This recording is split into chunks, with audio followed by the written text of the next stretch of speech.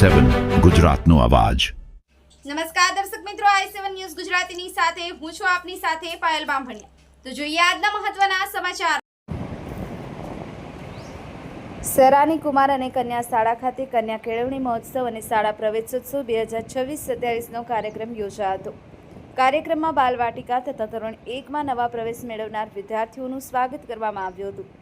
આ પ્રસંગે શહેરા નગરપાલિકાના ઉપપ્રમુખ હિંમતભાઈ પગી, નગરપાલિકા બોર્ડ સભ્યો મહેફૂઝ પઠાણ, સલીમ શેખ ચાડા, હાજરાબેનના પતિ અબ્દુલભાઈ ચાડા, કસ્બા સમાજના પૂર્વ પ્રમુખ અમીનભાઈ માજી, અબ્દુલ્લા સામાજિક કાર્યકર દિલાવરભાઈ, સમીરભાઈ, રશીદભાઈ, ઇકબાલભાઈ સહિત આગેવાનો ઉપસ્થિત રહ્યા હતા।